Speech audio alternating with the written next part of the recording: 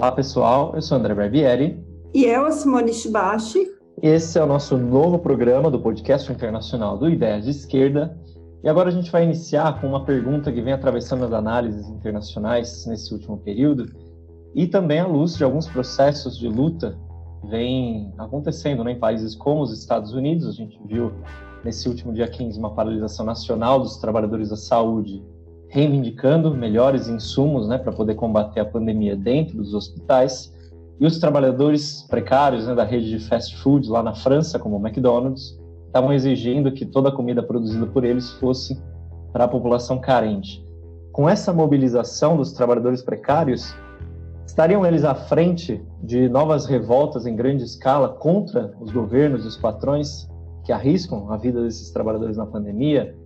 Os analistas do mundo financeiro começam a acreditar que sim, e que, inclusive, novas revoluções podem estar no nosso horizonte. Então, esse podcast vai ser dedicado a essa discussão, a relação entre o trabalho precário e a possibilidade de novas revoluções.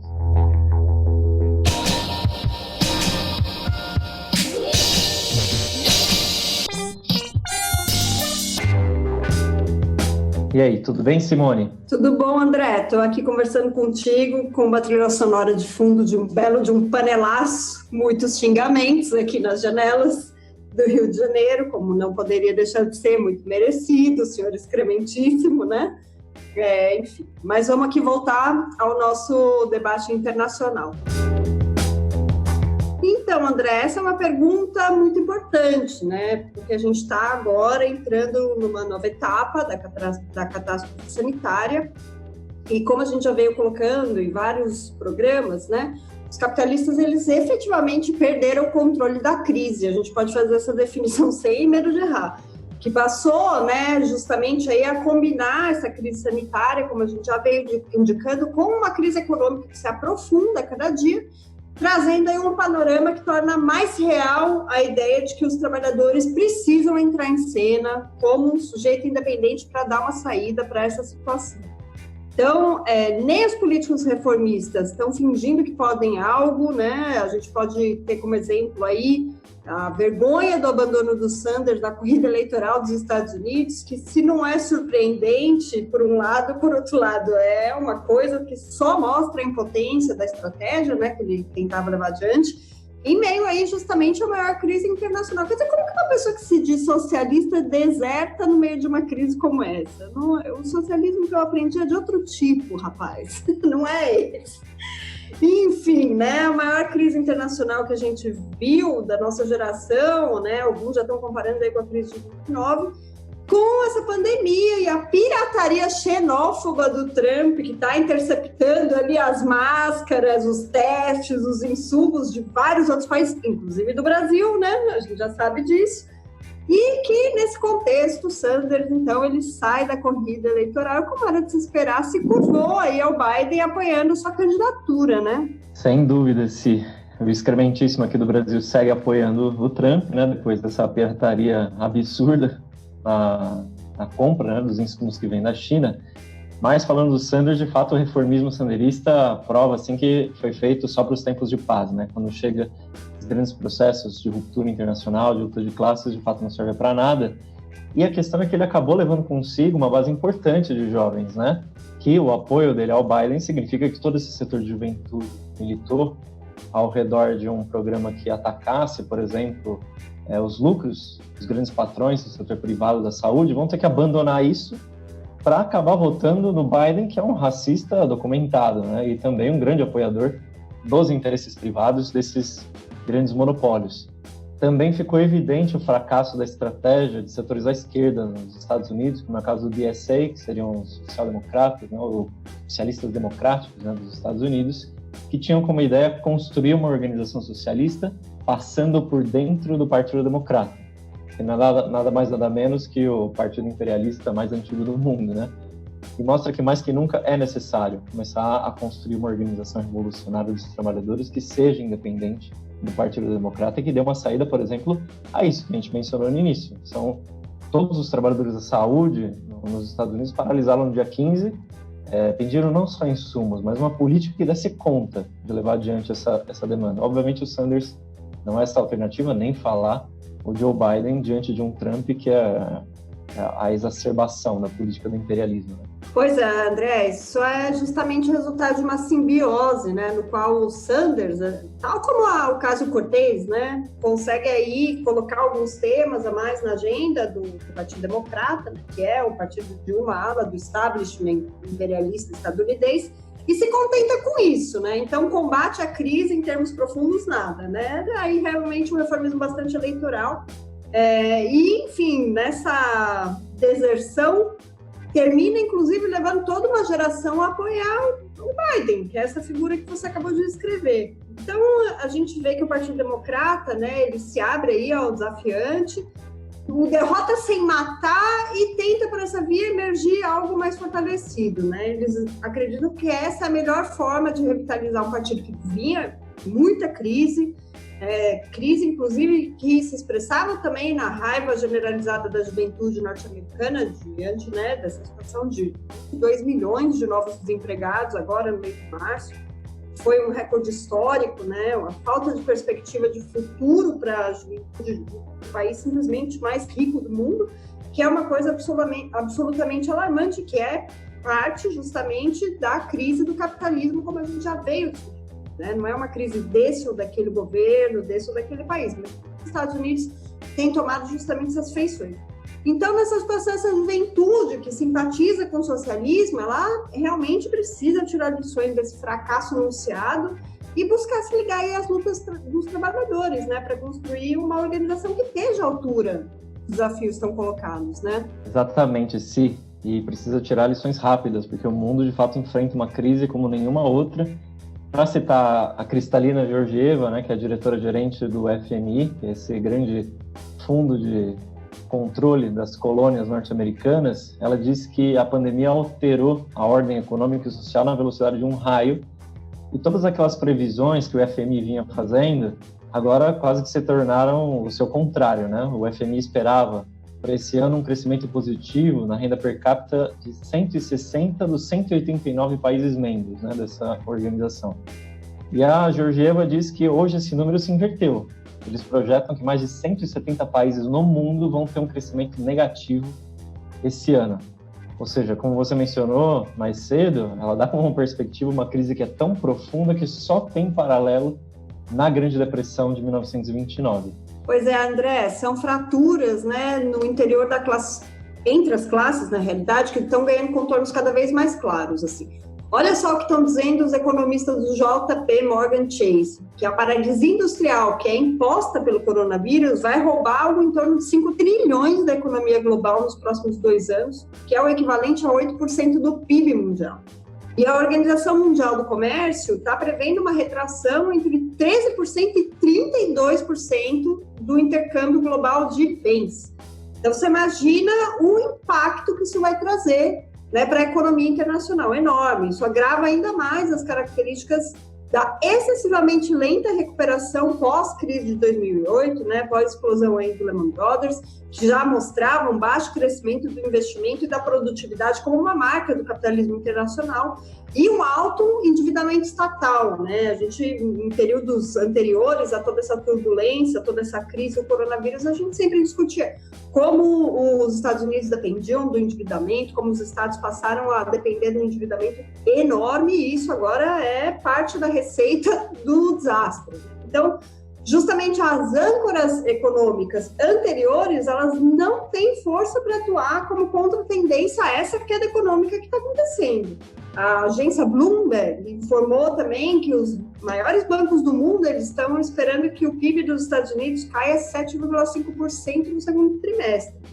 Não é o melhor panorama também na China, né? A economista Beth Wong, da ANZ, ela estimou que a economia chinesa também vai cair 9,4% em taxas anuais no primeiro trimestre e poderia retroceder mais 2,1% no segundo. Então, você já imagina qual é o panorama, né, aqui para a América Latina, que evidentemente vai ter um impacto muito grande e vai fazer com que países como o próprio Brasil e a Argentina tenham uma previsão aí de perda de 5% a 6% do PIB em 2020.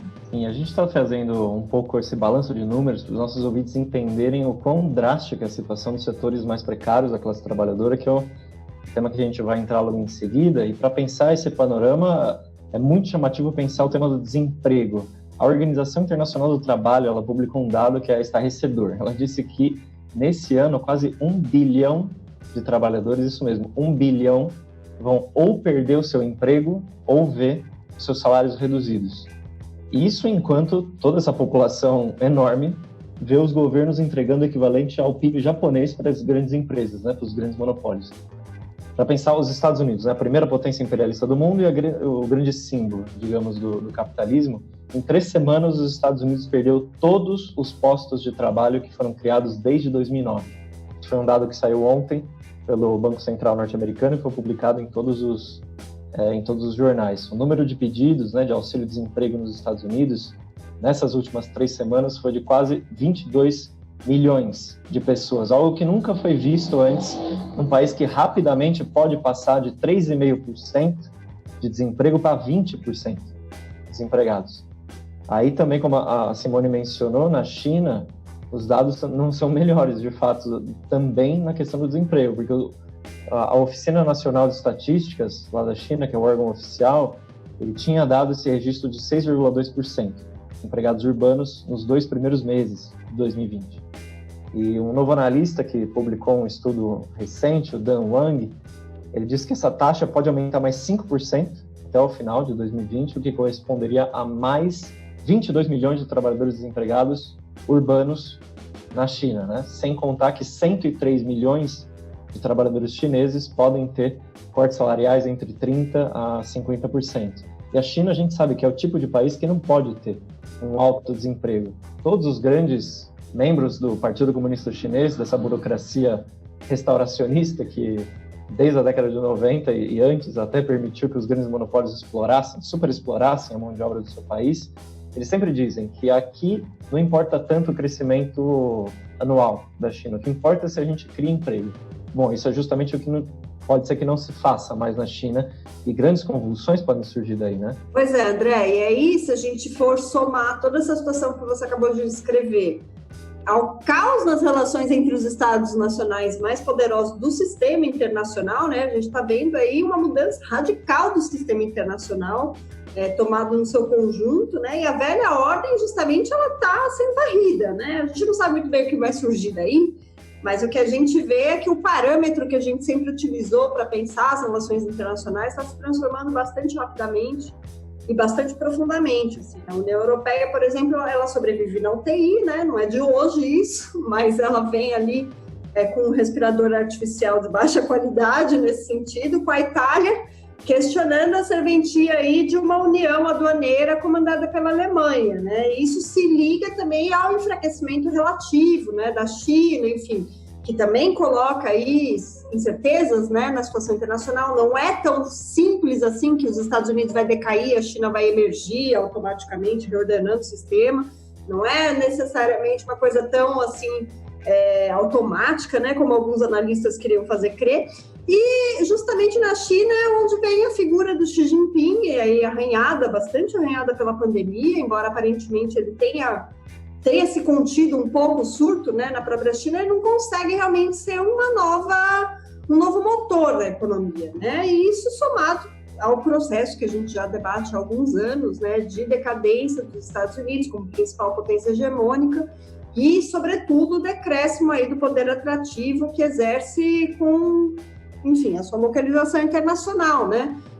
O Richard Hess, que é um analista muito importante do Foreign Affairs, já vinha há muito tempo elaborando sobre isso, né? Pensando as possibilidades de um mundo não polar, né? Um mundo em que você não tem um polo de dominação, um polo de hegemonia, né? E agora, na realidade, essas teses elas retomam com muita força, porque o sistema internacional tal como a gente conheceu, ele não vai seguir. Exatamente. Você citou o Richard Haass, do ponto de vista da geopolítica. Vale a pena também, eu estava lendo nesses dias, o Kim Moody, né, que é o fundador da página Labor Notes, é um ativista pró-direitos trabalhistas lá nos Estados Unidos, e ele pega essas relações do ponto de vista das classes, né? Ele ressalta como, para as massas da classe trabalhadora, essa política que vem sendo levada adiante pelos governos, pelos estados, ela apresenta uma escolha infame, né, para os trabalhadores, que é ou morrer de fome ou morrer infectado pelo coronavírus. Ele diz que, por um lado, milhões de trabalhadores não vão ter outro remédio se não continuar trabalhando mais horas, se arriscando, né, a contrair a infecção, enquanto outros milhões vão ter que se enfrentar com o desemprego e a pobreza, porque vão ser demitidos. Mais do que nunca, os trabalhadores vão ser condenados de uma forma ou de outra, né? Essa é a ideia que ele quer lançar. E outro ponto interessante é que, para aqueles fetichistas da robótica, é bom abandonar as suas ilusões, né? Porque agora a pandemia está mostrando quão importante a classe trabalhadora é para a produção e que nada pode ser criado sem a força humana, né? Ele lembra que, ao mesmo tempo, o fato de que vários trabalhadores ou várias categorias estão sendo classificadas como essenciais pelos governos mostra que os lucros dos capitalistas dependem dessa força humana de trabalho. Para além dessas fábulas relacionadas à substituição do trabalho humano pela robótica ou pela chamada indústria 4.0. Sim, os trabalhadores são necessários, os capitalistas sabem muito bem disso e estão provando como nunca agora na pandemia. Não estão colocando máquinas para vender nos supermercados, para atender nos caixas, né, das grandes lojas ou para fazer entregas dos produtos da Amazon. São os seres humanos que estão fazendo isso e estão correndo riscos de vida, né?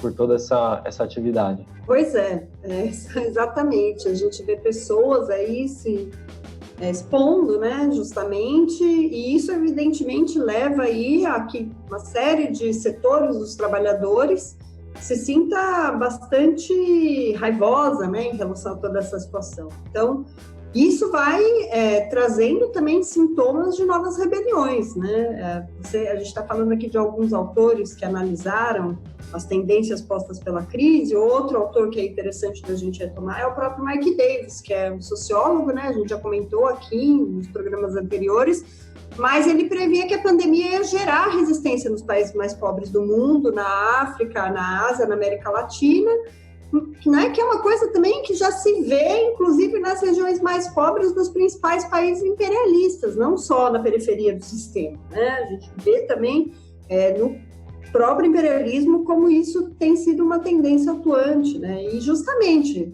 fazer quando na região sul de um país imperialista central, como é o caso da Itália, assim, você tem uma situação, né, em que o que prima é a falta de comida em escala muito ampliada, isso faz com que justamente as pessoas que sofrem a fome na pele comecem a atacar aqueles que saem com a compra dos supermercados, né, e da sacada dos apartamentos. E podem ouvir, enfim, frases como uma pessoa que dizia: enquanto minha filha não tiver um pão para comer, nada vai voltar ao normal, né, que é uma forma de expressar justamente essa raiva pela situação, essa situação terrível. Então, a pobreza absoluta, que aumentou 5,8% desde 2008, chega para 10% nessa região italiana, e que se transforma em revolta, se transforma em esgarçamento do tecido social, se transforma, enfim, em uma situação absolutamente tensa, né? E isso também faz com que a pressão dos governos do Estado espanhol, da Itália, da Áustria, da Alemanha, vários outros aqui a gente poderia citar, busquem aí reabrir a economia, mas tendendo justamente a acentuar esses conflitos por conta do risco iminente de contaminação que segue vigente. Então, a gente começa a ver cada vez mais setores da burguesia das altas finanças aí mais alertas, né, sobre o perigo das insurreições para eles, né, e essa tendência da revolução no horizonte, começa a se associar à condição dos trabalhadores precários, né. Então, assim, esse começa a ser um medo concreto para a burguesia imperialista, para a burguesia de vários países. É verdade. Se já entrando nesse tema que você iniciou para discutir os trabalhadores precários, essa é a grande contradição que parece que os analistas estão vendo, né? São distintos regimes políticos ocidentais que se veem meio presos nessa contradição bastante inflamável, né? Que, de um lado, são os setores mais precários da classe trabalhadora, os mais humilhados pela pressão capitalista, com baixos salários, jornadas bastante extenuantes, são os mesmos que estão na linha de frente agora do combate à pandemia, né? Ou que estão trabalhando em meio ao alastramento do coronavírus para manter funcionando os ramos essenciais da produção e da distribuição, sem os quais a sociedade capitalista hoje entraria em colapso, né, durante a pandemia. Como é que a gente pode tratar um pouco disso? Pois é, essa combinação aí, ela, viu, André, ela tende a ter um efeito, assim, interessante, porque ela tende a elevar aí as aspirações desses setores, né, desprezados da classe trabalhadora, trazendo aí para a superfície revoltas sociais encabeçadas por essas camadas precárias, né? Então, que compõem, em certo sentido, um sujeito operário, né? Que trabalhando como heróis, entre aspas, né? Na manutenção de serviços essenciais, estão aí muito mais expostos ao contágio e que vivem amontoados com as suas famílias nas periferias das grandes capitais, sem acesso a qualquer sistema de saúde, vendo seus entes queridos sendo sacrificados pela pandemia e que navegam nas veias abertas à catástrofe sanitária que foi criada pelos capitalistas. Então, a raiva, ela é atônica, né? Ela é, sem dúvida, um denominador comum que vai se espalhar junto a esses setores. São setores da classe trabalhadora que a gente pode definir como os verdadeiros perdedores absolutos da globalização, porque eles estiveram na linha de frente do segundo ciclo da luta de classes que atravessou o mundo desde 2018. Então, a gente tem a revolta dos coletes amarelos na França, em 2018, uma situação em que, no terreno internacional, emergiram lutas muito importantes, né, que, assim, aconteceram em praticamente todos os continentes, indo desde a Catalunha, passando por Hong Kong, enfrentamentos de classe também em países do norte da África, né, no Iraque, no Líbano, no Sudão, na Argélia, Irã também, um ciclo de revoluções populares bastante importante também, populares bastante importante também em Porto Rico, Honduras, Haiti, e a presença, que a gente não poderia deixar de mencionar aqui, de destacar, das jornadas revolucionárias no Equador e no Chile, né, que foram, assim, o ponto alto, no Chile, inclusive, muito persistente, todas essas rebeliões que aconteceram, as jornadas revolucionárias que aconteceram, enfim, e que tiveram uma inflexão mais à direita no golpe de Estado na Bolívia. Então, a gente tem um panorama que não vem de tranquilidade. Antes da crise do coronavírus, antes da crise econômica, a gente já tinha um panorama de tendências a enfrentamentos da luta de classes. Agora essa situação só aprofunda, né, esses elementos. Exatamente. Pegando o exemplo da França, você citou os coletes amarelos, e de fato, se a gente fosse entrar sociologicamente nesse país, dá para achar essa integração entre os coletes amarelos que se manifestaram contra a precariedade da vida, contra a precariedade dos sistemas públicos, né, de transporte, mas de serviços em geral, e esses mesmos setores precários que estão sendo agora os mais penalizados, né, durante a pandemia. O Diário Espanhol É o País até publicou uma matéria sobre isso, que eles começam a refletir essa identidade, né, entre os atores, aqueles processos de revolta contra o governo do Macron, e os atores atuais, que são aqueles que são os setores essenciais, né, para fazer a sociedade funcionar dentro da pandemia. Eles até citam o Jérôme Fourquet, que é um dos cientistas políticos mais aclamados lá da França. Ele demonstra essa relação clara, né, entre os trabalhadores precários, que seguem ativos, que não podem recorrer ao home office, ao teletrabalho, e os coletes amarelos, que foi esse movimento de protesto, e ele até chega a vislumbrar a possibilidade. Será que a gente está diante de um movimento dos coletes amarelos 2.0, agora atualizado nesse novo momento do coronavírus?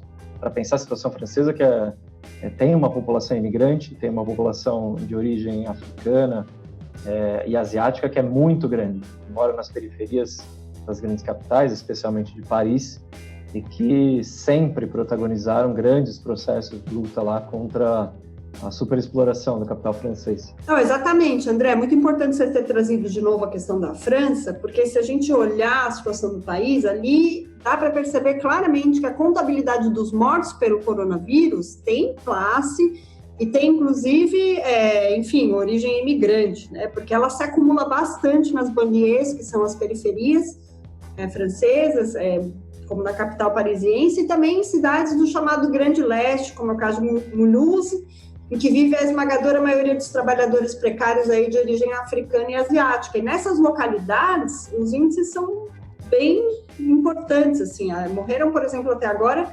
5.252 das 8.598 pessoas falecidas em hospitais. Já no departamento de Saint-Denis, que é uma outra banlieue de Paris, que é uma zona com uma altíssima densidade demográfica, também é muito povoada por trabalhadores de salário muito precário, com baixo salário, serviço público bastante deteriorado, assim, uma concentração de imigrantes muito alta. O aumento de mortes em relação ao ano passado foi de 61,6%, ou seja, o segundo mais alto do país, depois da região do Alto Reno, onde fica Mulhouse. O aumento aí foi cerca de 128%, segundo os dados do Instituto Nacional de Estatísticas e Estudos Econômicos, né? Então, a gente vê que realmente, assim, essas populações são as que mais estão morrendo, são as que mais estão sofrendo e que as vítimas do coronavírus têm cor e classe. Exatamente. E pegando esse tema, agora eu vou fazer uma pergunta para você, porque a gente veio analisando, né, fazendo uma varredura dos articulistas, dos colunistas do Capital Financeiro que escreveram sobre esse problema e estão fazendo essa associação. Será que a gente vai entrar num período de revoltas desses setores precários? Um deles foi o Andreas Klus, que é um dos colunistas da Bloomberg. Ele tratou um pouco desse tema, né? Você explica um pouco para a gente como foi essa abordagem desse sujeito. Então, esse cara aí, ele é um colunista, né, do Capital Financeiro, um intelectual orgânico do Capital Financeiro. Ele foi o que mais abertamente colocou uma advertência para toda a classe capitalista contra o perigo das revoltas, né? Então, ele tinha escrito lá que o clichê mais usado sobre o coronavírus é que ameaça a todos da mesma forma, que isso não é verdade, nem do ponto de vista médico, nem muito menos do ponto de vista econômico e nem falar do ponto de vista físico ou psicológico, né? Então, é uma definição que ele mesmo reconhece, é de que o Covid-19 termina exacerbando as condições que já existiam da desigualdade, né? Ele diz que mais cedo ou mais tarde isso causará tormentas sociais, incluindo insurreições e revoluções. Enfim, ele está realmente fazendo aí um alerta para a classe capitalista abrir o olho, porque não vai dar para seguir mais da forma como vinha, né? Então, ele diz que mais cedo ou mais tarde isso vai explodir e que sobre a situação dos trabalhadores precários, o que ele retoma é uma outra definição que é correta, né? A de que nessa sociedade capitalista, quanto menor é o salário, menor é a possibilidade de se trabalhar em regime de home office, trabalhar em casa. A gente sabe disso, né? Isso é uma coisa que a gente veio denunciando aí, que a quarentena ela não é feita de acordo com o critério sanitário, ela é feita de acordo com o critério da localidade que o trabalhador ocupa na produção. Quanto mais precário, menos ele vai poder fazer home office, né? Então, essa que é a questão, porque sem reserva suficiente em poupança, sem plano de saúde, esses trabalhadores precários, eles vão manter os seus empregos. Então, eles precisam, né, manter os seus empregos a qualquer custo. Então, se eles têm a sorte ainda de ter eles vão ter que sair para trabalhar, para poder chegar até o fim do mês, né? Então, na medida em que os trabalhadores precários seguem aí executando suas funções, eles correm o risco óbvio de serem infectados, trazer o vírus para suas famílias, que como a população pobre em todos os lugares são os mais propensos a ficarem doentes de forma grave e menos capazes de navegar aí, enfim, né, no sistema de saúde. Eles vão ficar à mercê do sistema de saúde público, né, sem acesso ao sistema de saúde privado. Então, a gente aqui pode lembrar da geografia mesmo da pandemia, né? Para retomar aquele conceito do David Harvey, porque o coronavírus ele se espalha rapidamente nos bairros que têm alta densidade populacional, que estão abarrotados, que são estressantes de se viver, que é justamente onde habitam esses setores precários dos trabalhadores. Basta a gente ver um número extraordinariamente alto de negros, né, mortos pelo Covid-19 nos Estados Unidos. Sim, pegando essa geografia da pandemia, que é um conceito bem interessante do Harvey para tentar esmiuçar os dados que a gente encontra, né? Depois a gente vai falar, inclusive, os impactos disso, não só nos Estados Unidos, mas na Europa, no Oriente Médio. Mas você citou os Estados Unidos, que é um país onde a população negra está sendo devastada pelo coronavírus, assim como a população latina. Para pegar alguns números aqui e tentar concretizar esse conceito do Harvey, nos Estados Unidos, a gente vê, por exemplo, na cidade de Chicago, os negros compõem 1/3 da população. Segundo dados oficiais do governo, eles representam 73% das mortes pelo coronavírus. É uma diferença monstruosa. O tamanho da população relativa, né, dessa comunidade e a representação que ela tem em mortos. Na região de Milwaukee, que fica no norte do país, os negros são 26% da população e representam 81% dos mortos. É ainda maior. O estado de Michigan, um absurdo! É um absurdo. Você vai passando a lista de cidades, é inacreditável como a população negra é impactada. E justamente a população que está vinculada aos trabalhos mais precários, aos rotativos, aos contratos intermitentes. aos trabalhos de 0 hora, que trabalham em supermercados, nessas grandes lojas do varejo, como o Walmart, Whole Foods e várias outras que agora estão lucrando horrores, e em troca disso os trabalhadores estão morrendo, né? O estado de Michigan, eu ia mencionar que fica ali do lado de Milwaukee, os negros são 14% da população e já são 40% dos mortos. Essa proporção se mantém assim em Nova York e em todas as regiões, né, dos Estados Unidos, para deixar bem claro o racismo estrutural dos Estados Unidos de um lado e para mostrar como a pandemia tem um alvo claro. Aqueles trabalhadores que continuam exercendo as suas funções sem qualquer tipo de medida sanitária, porque não tem direitos trabalhistas, são aqueles que estão morrendo hoje. Pois é, a comunidade latina também está sendo, né, duramente golpeada aí nessa situação. Esses setores, eles compõem os segmentos mais oprimidos e precários de toda a classe trabalhadora norte-americana e, justamente por isso, é aquela que mais amarga os mais de 16 milhões de desempregados nas últimas semanas de março desse ano, né? Então, assim, a gente está vendo todos os aspectos sociais, todos os aspectos brutais do capitalismo, né? Isso causa uma revolta muito grande e a própria burguesia, os próprios capitalistas e seus meios já começam aí a soltar uma série de alertas, né? Se eu não me engano, o Financial Times também colocou um alerta semelhante, não foi isso?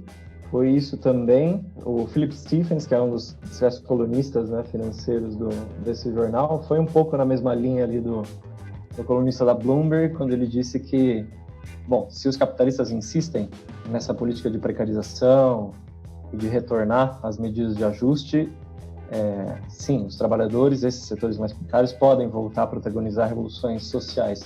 Primeiro, ele fez questão de lembrar que, como os estados capitalistas injetaram, né, montanhas de dinheiro nos bancos, nas empresas, né, durante a crise de 2008, descarregando custos sobre milhões de famílias, e adverte contra a repetição desse mesmo remédio que deu origem às grandes convulsões nos regimes políticos que deram origem, né, a aberrações como é o Trump nos Estados Unidos, ou o Brexit no Reino Unido e outras expressões aí dos populismos de direita. Aquilo que teoricamente a gente chamou de crises orgânicas, né, retomando o conceito do Gramsci.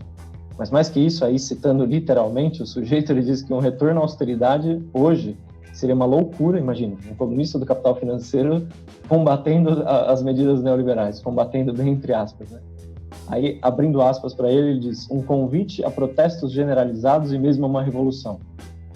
É outro atestado de que esses intérpretes da política dominante realmente estão muito preocupados, porque eles estão reconhecendo, né, que os trabalhadores precários de baixos salários, eles absorveram o golpe da crise de 2008, mas eles não vão permitir e nem admitir que absorvam de novo durante essa crise da pandemia.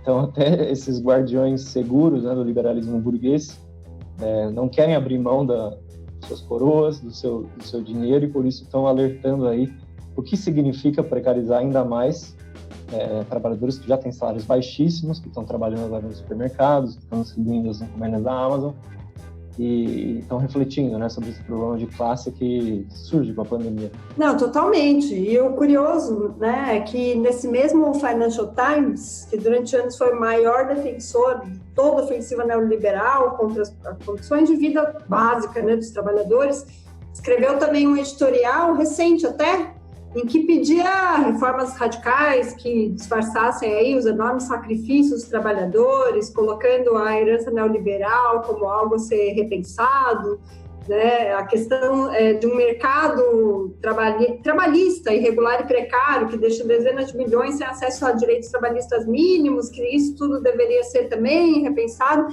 Então, assim, né, são reações que, na verdade, mostram que toda a glorificação do liberalismo, né, já meio que está tendo que ceder espaço para uma outra coisa, né? Porque, na realidade, os capitalistas eles estão morrendo de medo. Estão morrendo de medo, Estão morrendo de medo. Eles estão morrendo de medo da raiva, eles estão morrendo de medo das transformações de consciência muito rápidas que estão já se avizinhando no panorama.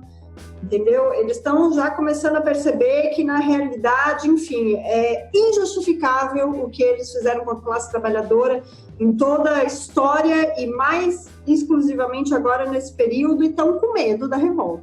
Sim, exatamente. E agora, como a gente está pegando os Estados Unidos, vamos tentar mudar o eixo aqui de outro polo geográfico para pensar a população migrante, porque ela também é uma das mais golpeadas. pela crise não é diferente, né? A população migrante é das que ocupam os trabalhos mais precários também, terceirizados, que veio discutindo aqui, são tratados como verdadeiros escravos das pirâmides, né? Não só pelas petromonarquias mais reacionárias do Golfo, esses países cuja economia está baseada na produção de petróleo, mas também pelos países imperialistas centrais, que dependeram durante muito tempo desses exércitos de trabalhadores precários que vêm da Ásia, da África, da América Latina, para fazer o trabalho duro nessas economias, pelo mero direito de permanecer nesses países mais ricos como cidadãos superexplorados de segunda categoria. A gente viu isso na França em 2018 com os coletes amarelos, viu em 2019 com a greve geral contra a reforma da Previdência do Macron, especialmente porque ela se deu, né, o centro dessa greve foi no setor de transportes, onde trabalham muitos setores imigrantes, que de fato não tem direito trabalhista quase que nenhum. Nesses locais, por exemplo, para pegar o Oriente Médio, todos os empregos, né, em relação à construção civil, saneamento básico, transporte, o trabalho nos hospitais, assistência médica, são todos dominados por milhões de trabalhadores imigrantes que vêm do Paquistão, da Índia, do Bangladesh, do Nepal, das Filipinas. Então, se a gente for pegar os dados desses países, são muito chocantes para ver como a geografia da pandemia, de fato, atinge os imigrantes como o alvo, né, do coronavírus.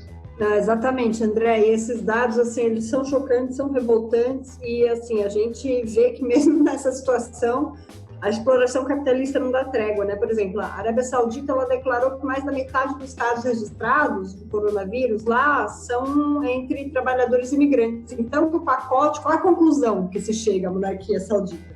Que o pacote de 2,4 bilhões de dólares para cobrir parcialmente os salários, né, das pessoas que estão de licença só vai valer para os sauditas.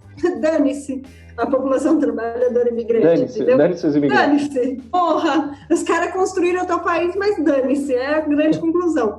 O Catar, por exemplo, que estava previsto aí para sediar a próxima edição da Copa do Mundo de 2022, importou uma grande quantidade de mão de obra barata da Ásia e registrou centenas de casos também de infecções na zona industrial, dedicada aí à construção dos estádios e, enfim, essas sociedades aí estão mostrando que elas vão desmoronar, literalmente, se esses trabalhadores não estão aí. Mas também no Catar o pessoal também não está nem aí, né? Os governos eles seguem tratando aí de trucidar os direitos dos trabalhadores mais elementares, né? E o Catar também é um exemplo disso, porque no meio da pandemia, a reportagem feita por um jornalista do El País mostrou que os trabalhadores eles estão sendo obrigados a seguir construindo os estádios, comer em restaurantes assim, coletivos abarrotados de gente, sem nenhuma condição sanitária, e se locomovendo em ônibus, né, com 60 pessoas. Enfim, arriscando a vida loucamente, né? Então, eles terminam também sendo alojados em dormitórios que são absolutamente insalubres, pequenos. Não existe a mínima possibilidade de distanciamento social nessa situação. Enfim, mostrando aí que os imigrantes pouco importa, o que importa é trabalhar, e está aplicando na realidade também a mesma política, né, que o Bolsonaro quer aplicar aqui. Então, o que a gente vê aqui da França até a Grécia, passando pela Arábia Saudita, o Kuwait, essas gigantescas comunidades migrantes, especialmente as mulheres, elas são um alvo muito fácil da crise sanitária, né? A vida está em jogo, assim, num patamar jamais visto na história recente, né? Como você falou antes, os capitalistas perderam o controle da crise. E essas medidas improvisadas que eles tomam, de fato, penaliza esse setor, né, a classe trabalhadora em especial, ela de conjunto, mas especialmente aqueles que não têm direito nenhum, sequer direito de organização sindical, são esses que a gente tratou aqui no Oriente Médio. Então, se a gente for pensar o que seria racional a se fazer para tentar minimamente conter essa pandemia, a testagem maciça, a construção de leitos de UTI, de respiradores e ventiladores mecânicos, tudo isso não está sendo feito, né? São insumos básicos para poder conter a pandemia, que os capitalistas praticamente escreveram na própria testa: nós somos incompetentes e não conseguimos sequer construir o básico. Nós construímos aviões, jatos, foguetes para viajar ao espaço, mas a gente não consegue leito de UTI para tratar pessoas em relação ao coronavírus. Então esse quadro ele amplifica as consequências estruturais da precarização do trabalho nesses últimos 30 anos neoliberais, né? Porque esses perdedores absolutos da globalização que a gente mencionou, essa imensa camada de trabalhadores precários, intermitentes, com contratos de 0 hora, já estão pagando uma conta altíssima em relação à pandemia. E não vai espantar se, de fato, esses temores da burguesia se concretizarem, essa gente toda se levantar para mostrar que não vamos mais aceitar perder as nossas vidas e as vidas dos nossos familiares e vamos querer colocar uma alternativa diferente da que vocês estão condenando, né? Toda essa massa de gente. Pois é, André, e assim, os capitalistas nessa situação, é impressionante a criatividade que eles têm para não perder um centavo, né? Assim, não importa como, né? O The Wall Street Journal, ele falou de uma modalidade nova aí de superexploração que é absolutamente revoltante, que é o seguinte: eles estão propondo uma espécie de intercâmbio de trabalhadores entre as empresas, né? Então, vamos supor assim, você tem aí um hotel, ou um restaurante, ou uma companhia aérea que os trabalhadores não estão comparecendo aos seus postos porque nada disso hoje é fundamental. Aí qual a ideia genial que eles têm? É realocar temporariamente sem nenhum direito garantido. Então, as empresas emprestarem umas para as outras funcionários, trabalhadores. Então, por exemplo, é pegar os atendentes das lojas de varejo e colocar ali, enfim, nos hospitais, entendeu? Jogando a linha de frente dessa pandemia com os mesmos baixos salários e, mais importante, sem equipamento sanitário adequado, sem treinamento. Ou seja, na cabeça de cada um deles seria, nossa, tomara que a pandemia se resolva e a gente consiga instalar esse intercâmbio de trabalhadores como uma nova legislação trabalhista, né? Que todo mundo possa entregar trabalhadores sem direito nenhum para os outros. E o trabalhador não sabe nem para quem ele trabalha mais, né? Não, isso porque vai deixar sentado um precedente bizarro. E, além disso, eu não duvido que esses caras tenham a pachorra de sair nos meios de comunicação falando: olha como a gente tem responsabilidade social. A gente está aqui readequando a força de trabalho para fazer frente à crise. Estamos cuidando para que ninguém perca os seus empregos. Cuidando para que ninguém perca os seus empregos. Enquanto isso, o pessoal não tem teste, entendeu? O debate hoje no Brasil era que não tinha como fazer teste. Tem dó, né? É o cúmulo da cara de pau, isso. Para pegar esse exemplo que você deu, sobre o intercâmbio de trabalhadores, tem um exemplo concreto da Alemanha. Ele já tem a sua forma gráfica de mostrar quanto eles cuidam dos trabalhos ou dos postos de trabalho, né, desses funcionários precários. Foi um acordo que foi feito entre o McDonald's, essa multinacional que super explora os seus funcionários, como a gente já conhece bem, que vem cortando os salários, inclusive aqui na Argentina, no nosso país vizinho, e uma rede de supermercados que chama Aldi. Então, qual que é o conteúdo do pacto? Durante a pandemia, os trabalhadores do McDonald's, que já param de funcionar, vão começar a exercer funções nesse supermercado, sem nenhum contrato, sem nenhum direito trabalhista, é temporário, e depois sequer se sabe se esses trabalhadores vão voltar aos seus antigos postos de trabalho. Então, quem está lucrando demais com isso são as agências de terceirização e de contratos temporários, né? Não só na Alemanha, na França também, né? Tem uma empresa de contratação temporária que chama Mr. Temp, que ela está transferindo trabalhadores metalúrgicos e da construção civil para os supermercados, para os galpões de logística, para os serviços de entrega, e que depois simplesmente não se encarrega, né, do destino desses trabalhadores. Não têm direitos e depois pode ser que não tenham salários e sejam demitidos. A grande ideia dos capitalistas, com certeza, é seguir precarizando, aproveitar a pandemia e o desespero que gera a possibilidade de desemprego para impor qualquer tipo de salário, qualquer tipo de contrato, e depois inscrever isso como uma cláusula pétrea na legislação trabalhista de cada país. É assim que esses grandes magnatas, que esses heróis, que não são nada heróis da crise, estão pensando em como acabar com a vida dos trabalhadores na pandemia. Pois é, e o governo alemão, ele se acostumou mesmo em inaugurar essas formas novas aí de rebaixar as condições de trabalho nas últimas décadas, como o Plano Hart, né? Que foi o que possibilitou na década de 2000 a terceirização e o contrato intermitente.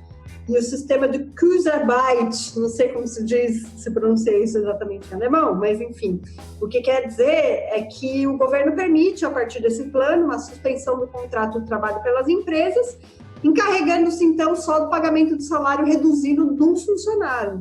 Então, até agora também não foi nada diferente. O que a gente vê aí a Angela Merkel, que é a atual chanceler da Alemanha, né, assinando uma medida que permite justamente converter fotógrafo, fisioterapeuta, professor de música, garçom, trabalhador rural, enfim, todas as modalidades que você puder imaginar, estão ocupados nas colheitas dos alimentos, né, que é uma tarefa que anteriormente era realizada por imigrantes precários que vinham da Romênia e da Polônia, enfim. Todos esses setores aí estão à mercê dessa inovação trabalhista, né, entre aspas, que está sendo importada da França, cujo ministro da Agricultura, é bom lembrar sempre, o Didier Guillaume, ele afirmou que o país vai necessitar aí de mais de 20 mil novos trabalhadores rurais até maio, que é um objetivo que ele quer realizar com o expediente adotado pelos capitalistas alemães, né? Então, está aí exportando e importando modalidades de precarização do trabalho. E nunca vai deixar de espantar a capacidade da burguesia de instituir novas formas de precarização que, enfim, quase que fazem empalidecer aquilo que a gente viu durante as décadas neoliberais e muitas vezes disfarçadas, como essas medidas de contenção de desemprego, e, como a gente disse, tem como objetivo entrar nesse arsenal da legislação trabalhista desses diversos países, mesmo depois do fim dessa crise sanitária, saiba-se lá quando isso vai acontecer, né? Então, o surgimento da uberização do trabalho, essas camadas de trabalhadores sem jornada e sem salários fixos, estão sempre prontos para atuar a qualquer hora do dia, sem qualquer direito trabalhista, representa essa reestruturação do mundo do trabalho, bastante distinta, né, do que a gente viu durante a década de 90, que os capitalistas claramente não querem abrir mão disso, eles querem aprofundar a partir desse ponto que chegaram. Então, toda essa contra-revolução trabalhista, ela vai ter que se haver de uma forma ou de outra com grandes processos, né, de luta de classes, para poder se impor, para poder se cristalizar como legislação trabalhista de fato. E a pandemia, como a gente está debatendo aqui, ela tende a trazer essas contradições à tona em meio a essa enorme depressão econômica que se vizinha. Então, e tem esse segmento da classe trabalhadora que já vinha entrando em ação, né, que são os trabalhadores dos setores mais bem organizados, que ainda têm certos direitos, e que abriram essa nova etapa dentro do segundo ciclo da luta de classes internacional, que a gente já citou aqui, e que agora justamente se mobilizam para tentar preservar suas vidas, as vidas dos seus colegas, dos seus familiares, na Itália, nos Estados Unidos, no Estado espanhol, enfim, uma série de países. Então, esse já era o panorama, né? Eu acho que a grande novidade agora, no terreno da luta de classes, é a entrada dos setores mais precários da classe trabalhadora, dentro daquilo que o Kim Moody chama de as duas siglas da luta de classes, né? Na era da pandemia. As licenças remuneradas, os equipamentos de proteção. Então, assim, inicialmente são lutas defensivas, né? Mas essas consignas terminam sendo muito importantes, porque elas impulsionam elementos de revolta contra os governos e contra a patronal, contra os capitalistas, né, que vêm emanando dessas camadas mais oprimidas e que são essenciais dos trabalhadores, ainda mais hoje para o funcionamento da sociedade, né? A gente vê aí os trabalhadores das redes de fast food como o McDonald's nos Estados Unidos, né, nas regiões ali de Tampa, São Luís, Los Angeles, Memphis, que estão abandonando os postos de trabalho, exigindo melhores condições de trabalho e salário também, que é algo que vem acontecendo, vem encontrando eco também na Argentina, que é um país onde os trabalhadores também do McDonald's e do Burger King protestaram contra a redução em 50% dos seus salários e estão aí avançando, né, em elementos de organização. Outro exemplo muito importante também, que circulou nas redes sociais na última semana, são os trabalhadores da Amazon, né, em Staten Island e Chicago, que abandonaram as tarefas em defesa da licença remunerada. Eles denunciaram, fizeram vídeos colocando com muita dureza, muita clareza também as condições de trabalho insalubres que eles são submetidos e mostra uma determinação importante. Então, assim, é uma situação de fato nova. E que essa empresa, a Amazon, que é um gigante, né, no setor de entrega rápida nos Estados Unidos, que nessa situação com quarentena a gente já sabe que cumpre um papel muito importante, viu os trabalhadores paralisarem as suas atividades em todo o país, reivindicando, né, a questão do equipamento de segurança. Então, os trabalhadores essenciais nessa situação, eles começam aí a mostrar as suas reivindicações, a sua capacidade de organização, a fazer exercícios aí contra a patronal, se colocando no cenário, né? Isso é uma coisa bem interessante. Sem dúvida, essa é a grande novidade. De fato, imagina se a gente conseguisse pensar essa inclusão, ou essa integração entre os trabalhadores mais precários e aqueles que participaram desse novo ciclo da luta de classes desde 2018, né? Passando por todas essas revoltas que no início. Os trabalhadores da saúde também vêm protagonizando lutas bastante importantes, né? o programa falando da paralisação nacional desse último dia 15, lá nos Estados Unidos, e uma companheira nossa aqui da Rede Internacional do Esquerdo Diário, que é a Trace, trabalha como enfermeira no Hospital Mount Sinai, lá em Nova York, deu entrevistas para vários meios de televisão, meios de rádio, explicando não só como o Trump é um imperialista que atrapalha todo tipo de esforço, né, coordenado para fazer frente à pandemia, mas também os governadores do Partido Democrata não são alternativa nenhuma.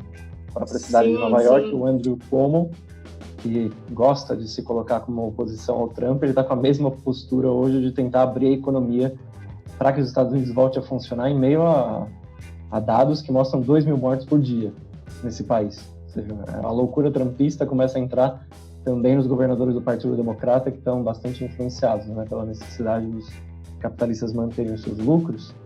E lá, nossos companheiros do Left Voice, a Tracy, uma delas, estão dando essa batalha por uma política socialista. Como a Simone mencionou, o nosso tipo de socialismo é muito diferente do Sanders, né, que joga a toalha no meio da crise. Não, a gente joga o corpo para poder construir uma alternativa anti-imperialista no meio dessa questão. E, retomando essa reflexão inicial, o que aconteceria se esses trabalhadores precários se enxergassem como membros de uma mesma classe social que os trabalhadores que têm melhores direitos e melhores salários hoje? Perguntas que uma estratégia anticapitalista, socialista, precisa responder. O que ocorreria se os trabalhadores sindicalizados tomassem para si os interesses desses irmãos de classe que estão em condições de terceirização, subcontratação, sem nenhum direito? Se esses dois setores da classe trabalhadora se unificam, claramente a força para combater a pandemia de um lado, mas o capitalismo de outro, que aprofunda as condições da crise sanitária, seriam muito maiores. Então a gente poderia até dizer que as posições estratégicas da classe trabalhadora hoje, nos transportes, na grande indústria, nos serviços, na produção e distribuição dos bens da sociedade capitalista, revela o peso social, que hoje tem essas camadas mais precárias, que a pandemia colocou em primeiro plano, né? A sociedade não funcionaria se não fosse esses trabalhadores que são cotidianamente humilhados, né, pelo capitalismo. Então a elevação das aspirações desses setores, em choque, né, com as intenções de maior liberalização da economia, pode ser um dos principais focos da luta de classes hoje. Pois é, né? Assim, por um lado, é verdade que a classe trabalhadora ela é muito mais fragmentada, né? Muito mais heterogênea hoje do que era, por exemplo, no século passado, e ela passou por um processo importante de ataques aí que dividiu, né, as suas fileiras com o auge neoliberal, assim. Então, são características bem distintas daquelas que a classe trabalhadora no seu conjunto tinha no século XX. Mas também é verdade que ela continua mantendo essas posições estratégicas que você está falando, né, André? Assim, ela continua fazendo a sociedade funcionar. Como você disse, assim, as máquinas não produzem máquinas em larga escala sem que o trabalho humano cumpra um papel fundamental. Então, com essa configuração atual da classe trabalhadora, se ela realmente se organiza, ela pode efetuar verdadeiros prodígios, né, não só do ponto de vista econômico, como também políticos, podendo se converter efetivamente no potencial sujeito hegemônico da emancipação da humanidade em meio a essa crise, né? Então, assim, eu acho que é muito fundamental esse elemento que você está remarcando, que é justamente a necessidade da gente defender a ligação da classe trabalhadora mais precária que tem, rosto de mulher, negra, imigrante, enfim, né, que é um setor que sofre muito as mazelas de toda essa crise, com os trabalhadores com melhores condições salariais e melhores condições organizacionais também, né, que contam com sindicatos mais fortes, enfim, que tem uma possibilidade aí de poder se organizar mais rapidamente. Assim, a junção desses dois setores é fundamental, uma tarefa estratégica, eu acho. Tarefa estratégica na nossa época, assim como tinha sido no século XX, até resgatando um pensador clássico da Revolução, como é o Trotsky. Ele fazia essa discussão sobre a necessidade, por exemplo, nos Estados Unidos, né, que os membros do Socialist Workers Party, que é o SWP, o partido naquele momento que representava as bandeiras do marxismo revolucionário nos Estados Unidos, tem uma carta do Trotsky em abril de 1939 que ele resgata essa importância, né, de combinar os setores mais oprimidos da classe trabalhadora com os setores que têm mais direitos, que têm direito de sindicalização, para que o marxismo pudesse ser uma grande força política dentro desse gigante, né, do imperialismo. Trotsky dizia que para vencer as tendências aristocráticas da burocracia sindical norte-americana era vital unificar os trabalhadores com melhores condições de renda com a classe trabalhadora negra, que compunha, naquele momento, as camadas mais precárias, que não tinham nada a defender nessa sociedade. Então, que esses setores oprimidos dos trabalhadores se colocassem como vanguarda de uma organização socialista e revolucionária nos Estados Unidos. E essa é uma grande discussão de estratégia, né, que a gente quer retomar hoje, justamente porque a pandemia colocou em primeiro plano a necessidade de unificar aquilo que os capitalistas separaram artificialmente.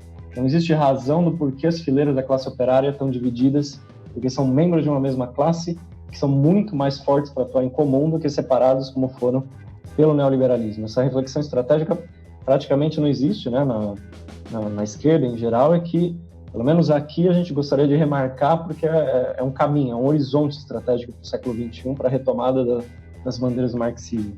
Verdade, André. Então, é muito importante até se trazer isso para a discussão, porque, de fato, essa lógica do Trotsky, ela é essencial de ser retomada, né? É essencial, assim, principalmente quando a gente olha o tipo de socialismo que muita gente defende, Bernie Sanders, desertando, enfim, mais que nunca a gente precisa de uma saída de fundo mesmo, né? Porque a gente está num mundo que está sendo golpeado por uma crise econômica de proporções históricas. Já tem muita gente comparando a situação atual com a de 1929. Então, mais ainda, essa aliança muito sólida, muito profunda desses setores do movimento operário, né, da classe trabalhadora, esses setores precários com setores estratégicos, é necessária, né? E é necessária também a estruturação de uma estratégia socialista, que seja efetivamente anti-imperialista, que seja revolucionária, que queira tomar o poder, né? Que não pense só nas próximas eleições, inclusive porque hoje ninguém sabe se dá para fazer eleição em nenhum lugar.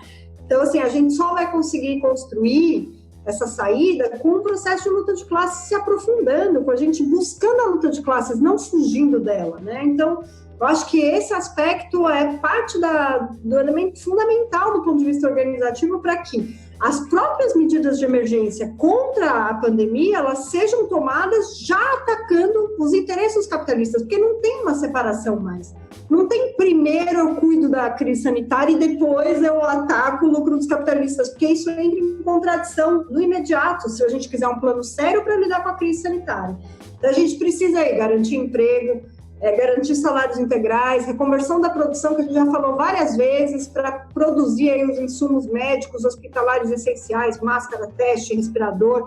E para isso a gente sabe que a gente vai ter que expropriar os capitalistas, nacionalizar tudo sob controle dos trabalhadores, porque, enfim, eles estão dispostos a dar alguns anéis, mas a mão de jeito nenhum, entendeu? Isso está se provando a cada dia. Então, é muito importante que a gente possa avançar nessa estratégia independente, e colocar todos esses grandes recursos industriais, serviços que são tão necessários para fazer frente a essa catástrofe que nos ameaça e que não só nos ameaça, como já começa a se fazer sentir de maneira cada vez mais concreta e cada vez mais perto. Assim, eu tomo a liberdade de me despedir, colocando que essa semana eu fui pessoalmente aí atingida pela pandemia, perdi uma pessoa muito querida da minha família, e fico imaginando assim, como isso vai começar a acontecer recorrentemente. Agora não vão ser mais números, vão ser cada vez mais pessoas que a gente conhece, que a gente cresceu junto.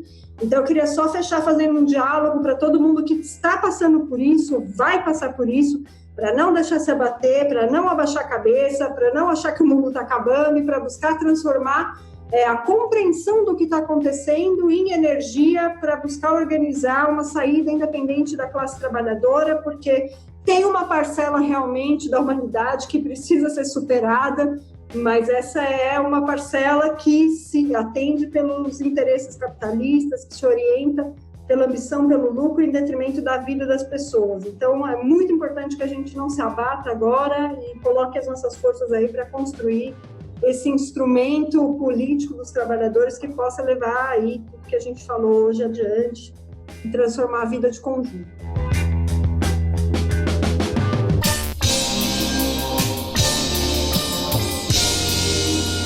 E a gente vai chegando então aqui ao final do programa. A Simone lembrou essa difícil situação, né, que vem passando pessoalmente. Com certeza são diversos setores da classe trabalhadora e eventualmente são ouvintes aqui do nosso podcast que também estão passando por essa situação difícil em todas as regiões do país. E isso nos, ao mesmo tempo que deixa pessoalmente uma parte de nós vai sempre junto com esses queridos familiares, amigos, ao mesmo tempo isso nos fortalece para construir essa alternativa que a Simone mencionou agora, não só no nível nacional, mas a nível internacional também. Então, já me despeço também aqui dos nossos ouvintes. Quero agradecer a todo mundo que ficou aqui ouvindo essa discussão nossa no podcast internacional. Também chamo todo mundo a difundir, a compartilhar o podcast e a gente se encontra no nosso próximo programa. Tchau!